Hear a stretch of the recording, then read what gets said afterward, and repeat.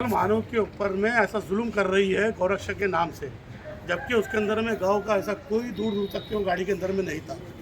उसको अधमरा कर दिया गया। अधमरा करने के बाद में फिरोज़ाबाद में थाने के अंदर में उनको लेकर गए। अधमरा करने के बाद में गौरक्षा के नाम से कुछ असामाजिक तत्वों के लोगों ने, जिनको मैं असामाजिक तत्व नहीं बोल सकता, आतंकवादी बोल सकते हैं अपन उनको, क्योंकि ये समाज के रूप के अंदर में आतंकवादी भेड़ी है जो ये काम कर रहे हैं। वहाँ पे फिरोजाबाद थाने के अंदर में उनको लेकर गया तो अधमरा है बोल के करके पुलिस वालों ने केस बुक नहीं करे और उल्टा क्या करे, उनको बुला के मोनू मानेसर करके है, बजरंग दल का प्रमुख है, उसको बुला के उनके हवाले कर दिया गया। हवाले कर दिया गया तो उनको थोड़े कुछ दूर में लेके जाके सुनसान जगह के अंदर में बोलेरो गाड़ी के अंदर में जला के बिल्कुल उनको खाक कर दिया गया। कंकाल मिला तो ये तरीके से है। ये समझ के चलिए, हमको तो ये लगा कि भैया कहीं साला कहीं मेरा भाई तो नहीं है, कहीं मेरे बड़े भाई तो नहीं है। मेरे को तो ऐसा लगा आज उनकी बारी है, कल हमारी भी ही बारी हो सकती है, इसमें से कोई और हो सकता है। तो कहने का मतलब ऐसा है कि जुल्म और सितम के, जैसा अभी हजरत ने बोले बयान के अंदर में, है ना, जुल्म सहना सबसे बड़ा गुनाह है, जुल्म करना उससे बड़ा गुनाह है, गुनाह अजीम है।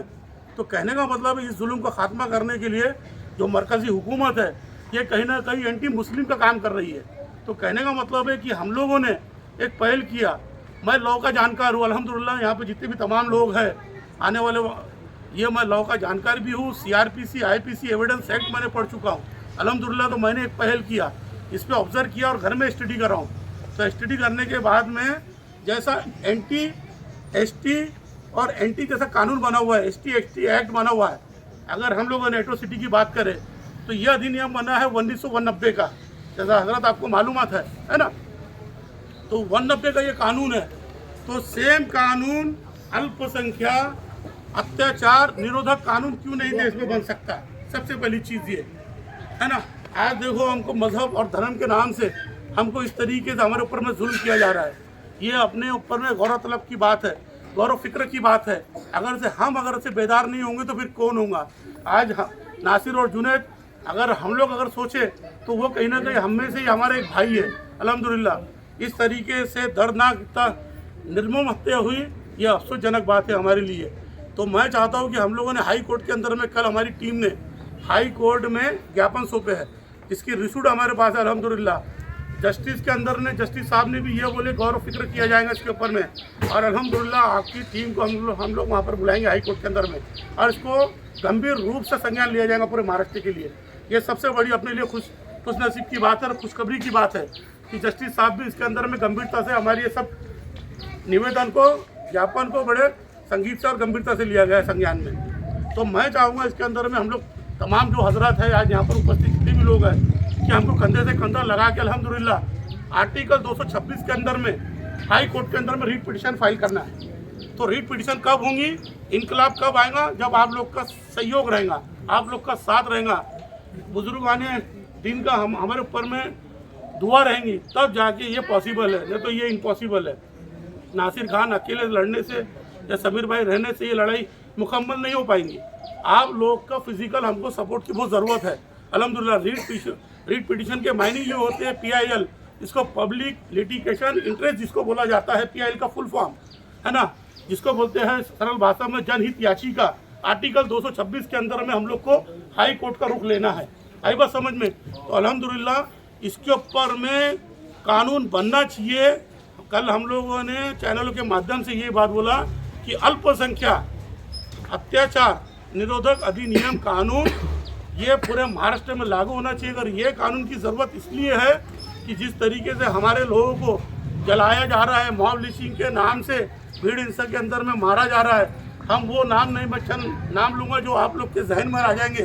पहलू खान, तबरेज़ अंसारी, श्री राम के नारे लगाते वो उसको खंभे के ऊपर में बांध के मारे थे। हाँ, पहलू खान है, अखलाक है, ये सब चीज़ों को हम लोग नहीं भूल सकते। ये हम में से हमारे भाई है। तो कहने का मतलब है मैं सिर्फ कितना कत्ल से दबता है, ज़रूरत है कि हम मिल करके बता दें। बहुत दिनों से सहते कई साल हो गए, कब तक सहेंगे?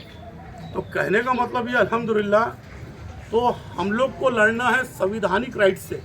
हमको संविधानिक राइट देता है संविधानिक हमारा इतना राइट है कि आज उसका अगर सही अमल में ला के हम लोगों ने अमल में ला के अगर कानून बना है तो अल्हम्दुलिल्लाह आने वाली हमारी जो नस्ल है वो सुरक्षित रहेंगे।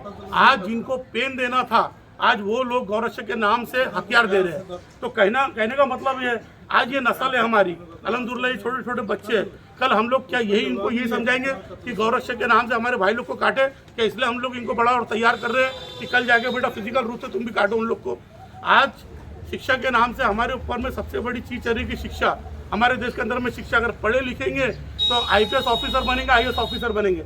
हर लोग की वालिदैन की यही सपना रहता कि हमारा बच्चा पढ़ लिख कर कम से कम IAS ऑफिसर बने या IPS ऑफिसर बने। लेकिन बन रहे क्या है, हुकूमत कर रही है उल्टे सीधे कुछ काम। हाँ, गौरक्षा के नाम से आतंकवादी भेड़िया हमारा शिकार कर रहे हैं। कुछ असामाजिक तत्वों के लोग, मालूम नहीं उनके ऊपर किनका ऐसा हाथ है जो इस तरीके से पेन के जगह हम लोग हथियार उठा के सब काम कर रहे हैं। और जैसा मैंने कल मीडिया में बोला, ना इनका कोई मजहब से ताल्लुक है, ना ये कोई धर्म से इनका ताल्लुक है, ये सिर्फ आतंकवादी भेड़िए है ना। इस तरीके से चुपके वार कर रहे हैं, है ना। इनके खिलाफ में लड़ने के लिए कहीं ना कहीं महाराष्ट्र में कानून की पहल होना, अमल बजावनी होना बहुत ज़रूरी है ना। ये बहुत ज़रूरी है, ये हम लड़ सकते हैं। हमारे साहब ने डॉक्टर बाबा साहेब अम्बेडकर ने अगर हमको जो संविधान दिया है वो बहुत बड़ा हथियार है, मैं ये समझ सकता हूँ। आज पूरा जो देश टिका हुआ है कॉन्स्टिट्यूशन संविधान से टिका हुआ है ना। इसकी अमल बजावनी होना चाहिए। तो हम लोग जो पुरजोर तरीके से जो हम लोग सिर्फ जोश में होश में कोई तब्दीली नहीं लाना है, होश में कुछ ऐसा काम नहीं करना है हमें कि हमारे ऊपर में कल को उंगलियां उठे। अल्हम्दुलिल्लाह हम बेदार हो चुके हैं अल्हम्दुलिल्लाह हिंदुस्तान में। आज बेदार होने के बाद में हुकूमत बोल रही है कि मुसलमान की तरफ से कुछ राइट क्यों नहीं हो रहा, ये सबसे बड़ी बात है अपने लिए। अल्हम्दुलिल्लाह आज अपन जो इतना संयम बढ़ते हुए है उसका कहीं ना कहीं अपने को इतना बड़ा जो सिला मिल रहा है, ये बहुत अल्हम्दुलिल्लाह अल्लाह का शुक्र है मेरे मौला का परवरदिगार आलम का कि हम लोग खामोशी इख्तियार करने के बाद में भी सिर्फ जुल्म सितम के टक्कर में सिर्फ आवाज़ उठाएंगे। और आवाज़ उठाने के बाद में इनको सिर्फ मात दिया जा सकता है संविधान तरीके से, कानूनी तरीके से, जिसमें मैंने आपके सामने सब बातें रखा। तो अल्पसंख्यक अत्याचार निरोधक कानून बहुत अच्छी पहल है। और हाई कोर्ट ने सबसे पहली बात तो गौर फिक्र करके ये बात किया कि अभी तक की कोई तंजीम नहीं पहुंची अल्हम्दुलिल्लाह, लेकिन आप लोग बोले पहुंच गए। तो उन्होंने गौर फिक्र करते हुए हम लोग हमारी टीम बैठेंगी बेंच की, और वो टीम के अंदर में हम आपको इन्वाइट करेंगे। ये आश्वासन आपको हाई कोर्ट से मिला है। और फैसले तो कई हाई कोर्ट में होते हैं, कानून भी बनते हैं तो हाई कोर्ट में बनते हैं। क्योंकि अगर हम मिनिस्टर के पास में जाएंगे, कलेक्टर के पास में जाएंगे तो सिर्फ डेलीगेशन लेकर रिश्वत दे देगा और बोलेंगे ठीक है हम इस पर गौर फिक्र करके आपको बता देंगे। हम लोग जहाँ से कानून बनता है हम लोग वहाँ क्यों ना जाए, जहाँ से कानून बनते हैं, जहाँ से कानून पर हाई कोर्ट के अंदर में रुक करके सीधा हम लोग वहाँ से आर्टिकल 226 के अंदर में रिट पिटीशन फाइल करेंगे। अगर कुछ गलत होगा तो इसके अंदर में आप मुझे बोल सकते हैं, मेरे कहने में या मेरे आपके लोगों को सुनने में कोई गलती होंगी तो माजरत चाहूँगा। भाई आप हजरात के लिए जो है, इन हजरात ने जो कल जो कुछ भी पेश किया, तो ये चाहते हैं कि भाई आवाम में ये बात हो, मालूम हो, और मीडिया के ज़रिए बात लोगों तक पहुँचे कि हमने इसके ख़िलाफ़ आवाज़ उठाई है।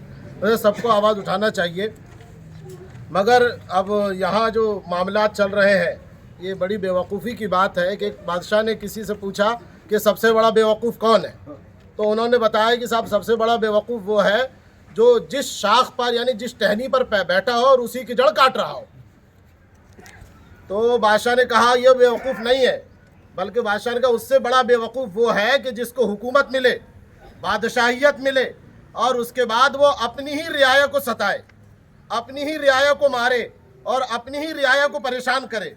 ये सबसे बड़ा बेवकूफ़। तो आज हिंदुस्तान में यही सब चल रहा है कि अपनी रियाया को ही मारा जा रहा है, अपनी रियाया को ही सताया जा रहा है, उसको माली एतबार से, उसको जानी एतबार से जो उसको सताया जा रहा है। तो ये हिंदुस्तान में नहीं होना चाहिए। और हम ये देख रहे हैं कि कहीं ना कहीं मुसलमानों को उकसाया जा रहा है। कभी हमारे आका सल्लल्लाहु अलैहि वसल्लम की तौहीन की जा रही है, बार बार लोग मिलकर जो है नबी पाक सल्लल्लाहु अलैहि वसल्लम की तौहीन कर रहे हैं, और कहीं मुसलमानों को मारा जा रहा है। यानी ये कुल मिलाकर पूरी प्लानिंग के साथ मुसलमानों को उकसाना कि मुसलमान जो है रोड पर आए और मुसलमान जो है दंगे फसाद करे और हम उनको अपनी गोलियों का निशाना बनाए। तो ये अपने मंसूबे में कामयाब नहीं हो रहे हैं। वैसे मुसलमान बहुत गमो गुस्से में है, अपने गुस्से को दबा रहा है। वो कहीं देख रहा है किसी को मार दिया जा रहा है, किसी को जला दिया जा रहा है, फिर आगे बढ़कर नबी की तौहीन की जा रही है। तो हम गवर्नमेंट से अपील करते हैं कि वो हमारे जज्बात से न खेले हमको बार बार टॉर्चर न करे और हमारे नबी सल्लल्लाहु अलैहि वसल्लम की तौहीन न करे। हम यही पैगाम पहुंचाना चाहते हैं कि वो हमारे साथ जो है संयम बरते और कानून के दायरे में काम करे, है ना। हम आपके साथ खड़े हुए हैं, मगर ऐसा नहीं है कि आप जुल्म करें तो आपके जुल्म की जो है हम तायीद करेंगे। नहीं, हम जुल्म के खिलाफ हैं। हम हिंदुस्तान के नागरिक हैं और अपने हिंदुस्तान में अमन व अमान चाहते हैं, शांति चाहते हैं, फलाह व बहबूदी हिंदुस्तान की चाहते हैं। हमारी आवाज़ लोगों तक पहुंचा दिया जाए कि वो जुल्म व सितम बंद करे और इंसाफ के साथ काम करे और यहाँ के हर नागरिक की इज्जत करे, उसके जान की, उसके माल की हिफाजत करे, चाहे हिंदू हो, चाहे मुसलमान हो, चाहे कोई भी हो। सबकी एक इज्जत है, सबका एक माल है, सबका एक वकार है और ये काम हुकूमत का है।